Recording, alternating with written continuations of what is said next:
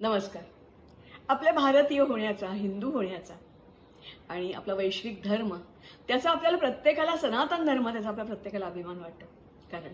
कारणच तसं आहे की या आमच्या धर्मामध्ये असंख्य महान व्यक्ती होऊन गेल्या की ज्यांनी भारताला महान बनवलं. काही प्रकाशात आल्या, काही नाही. अशा अप्रकाशित व्यक्तींविषयी आपल्याला खूप काही जाणण्यासारखं आहे. अशाच एका व्यक्तीची आणि त्याच्या कार्याची, अनोखं कार्य, जगात असं एकमेव उदाहरण असेल असं कार्य, त्याची आज आपण ओळख करून घेणार आहोत. मला खात्री आहे की तुम्हाला हे नक्की आवडेल. चला तर बघूया मग. त्याच्यासाठी आपण जायला लागेल पंजाब प्रांताकडे. ही आहे जगातल्या सगळ्यात महागड्या जमिनीवर बांधलेली तोडरमल हवेली किंवा जहाज हवेली. म्हणजेच औरंगजेबाच्या काळामध्ये 180 किलो सोनं किंवा 78,000 सुवर्णमुद्रा या खरेदी करण्यासाठी ह्याची जमीन मोजाव्या लागल्या. सरहदचा दिवाण तोडरमल याला एवढी मोठी किंमत देऊन यांनी ही जमीन का बरं खरेदी केली आणि त्यावर ही हवेली का बांधली? तर दिवाण एकदा भेटीला गेले होते तेज बहादूरांच्या. तेज बहादूर यांनी त्यांना आशीर्वाद दिला आणि सांगितलं, जेव्हा तुमची गरज पडेल तेव्हा जरूर तुम्हाला याद करू. ही वेळ लवकरच आली. 1705 आनंदपूर साहेबामध्ये गुरु दडलेले असताना त्यांना पकडण्यासाठी औरंगजेब, त्याची मोठी सेना आणि सरहद प्रांताचा वजीर खान यांच्या जबाबदारी सोपवली गेली. गुरु तर या वेढ्यापासून निसटले आणि सिरसाकडे गेले. मात्र याच धामधुमीत ते त्यांच्या फॅमिलीपासून विभक्त झाले, दूर गेले. त्यांची 2 लहान मुलं, अर्थातच साहब फतेहसिंह आणि जोरावरसिंह, आणि त्यांची आई माता गुजरी ही त्यांच्यापासून वेगळी झाली. त्यांना आसरा दिला गंगू नावाच्या त्यांच्या एका माणसाने. शेवटी तुडवत जंगल तुडवत एका गावी पोचले.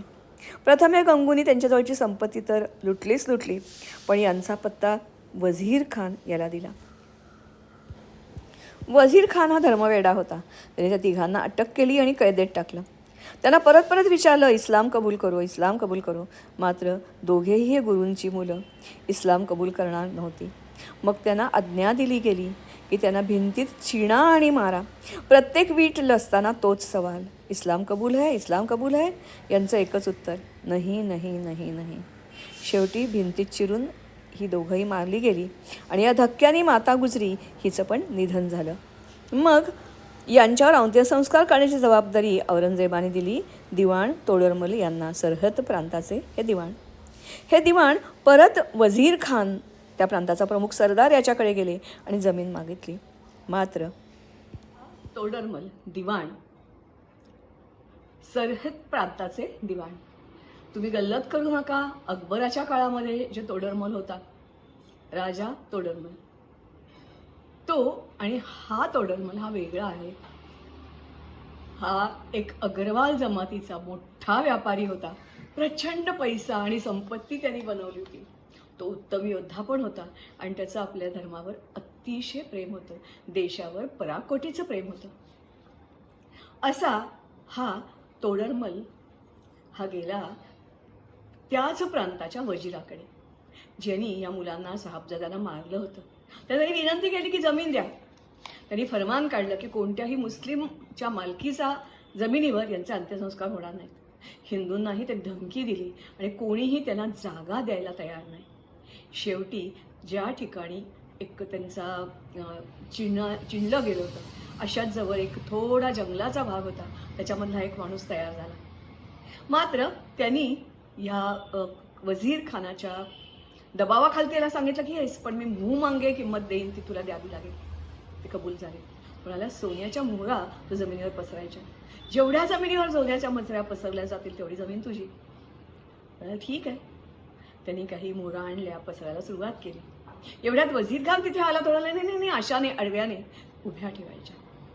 आता परत प्रश्न आला. मग परत जेवढ्या होत्या त्या मुजरा त्या घेऊन गेला. म्हणाला, थोडा वेळ द्या. घरी गेल्यानंतर त्यांनी सगळे घरदार, जे काही होतं, व्यापार धंदा, बायका मुलांचे दागिने, सगळं विकलं आणि परत त्याच्या सोन्याच्या मोहरा घेऊन तो आला.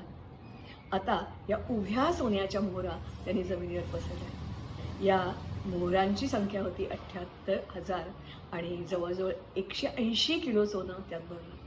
मात्र या बदल्यात त्याला त्या काळी जमीन मिळाली अवघी 4 बिघे. या 4 बिघावरच त्यांचा अंत्यसंस्कार केला आणि या पावन जमिनीवर आपलं घर बांधलं. म्हणून तर ही जहाज हवेली किंवा तोडरमलचं जे हवेली आहे ती तुम्हाला उभी दिसते, आडवी विस्तीर्ण पसरलेली दिसत नाही. पुढे काय झालं ते आपण बघूया. तेव्हा अशा ह्या 78,000 सुवर्णमोहरा, म्हणजेच त्यांचं वजन होतं 180 किलो आणि मूल्य होतं 4 कोटी रुपये. त्याच्यात ही जागा त्यांनी छोटीशी 4 बिघा जमीन घेतली आणि त्या ठिकाणी त्यांचे अंत्यसंस्कार केले. मग त्याच जागेवर त्यांनी बांधली ही हवेली आणि अर्थातच यांच्या स्मरणार्थ एक छोटासा गुरुद्वारा. तो गुरुद्वारा आजही तिथे उभा आहे. साहेब फतेसिंह आणि अर्थातच जोरावर सिंह याची स्मृती बाळगत. याचं नाव आहे ज्योती स्वरूप. अर्थातच ह्याच्यानंतर थोड्याच दिवसात गुरूंपर्यंत ही बातमी पोचली. गुरु त्या भागात आलेले असताना मुद्दामून हा तोडरमल त्यांना भेटायला गेला. दोघं एकमेकांकडे बघत राहिले.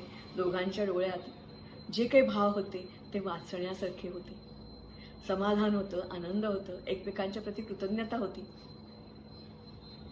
अतिशय नम्रतेनं तोडरमलनी नमस्कार केला. गुरूंनी सांगितलं, पहिल्यांदा मला तुझे आभार मानले पाहिजेत, कारण तू माझ्या मुलांची स्मृती जपलीस. तुला मी काय देऊ सांग. यावर त्यांनी जी मागणी केली ती अनोखी होती.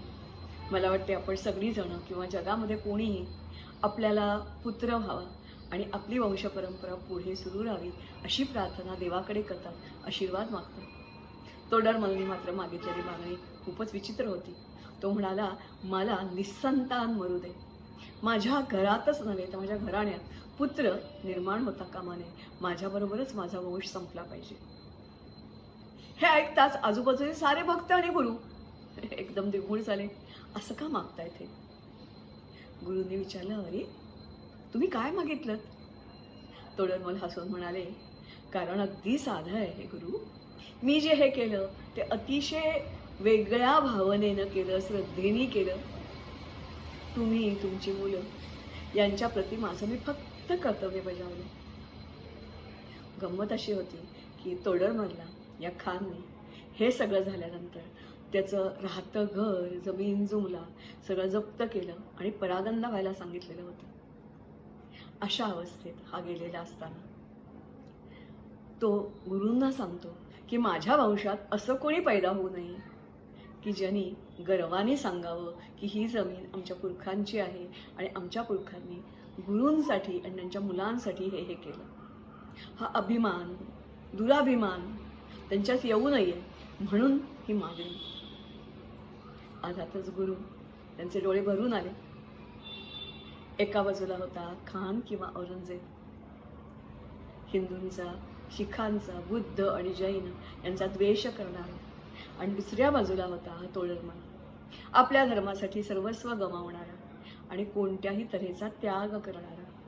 त्याग हा प्राणांचा करणं जसं कठीण तसं सर्वस्वाचा आणि निपुत्रिक होण्याचा शाप मागणं हेही तेवढंच कठीण. म्हणूनच सुरुवातीला मी म्हटलं की जगातलं हे अनोखं उदाहरण आहे. असं उदाहरण दुसरं तुम्हाला मिळणार नाही. धन्य ते गुरु गोविंद सिंह, त्यांचा खालसा आणि त्याचबरोबर तोडरमलसारखे आपल्या देशावर, आपल्या राष्ट्रावर आणि गुरूंवर निस्सीम भक्ती करणारे असे हे दिवाण Todarmal, not Raja Todarmal of Navratna of Akbar. अकबराच्या दरबारातल्या नवरत्नापैकी हा तोडरमल नाही. हा तोडरमल आहे अगरवाल बनिया, पंजाबचा आणि त्या प्रांताचा. हा एक दिवाण होता, व्यापारी होता, एक कुशल योद्धा होता आणि अर्थातच लोकांच्या सन्मानाला पात्र असा सावकार सुद्धा होता. धन्यवाद. लाईक करा, शेअर करा, सबस्क्राईब करा आणि असा भारताच्या इतिहासात दडलेल्या असंख्य गोष्टी जाणून घेण्यासाठी सबस्क्राईब करा. नमस्कार.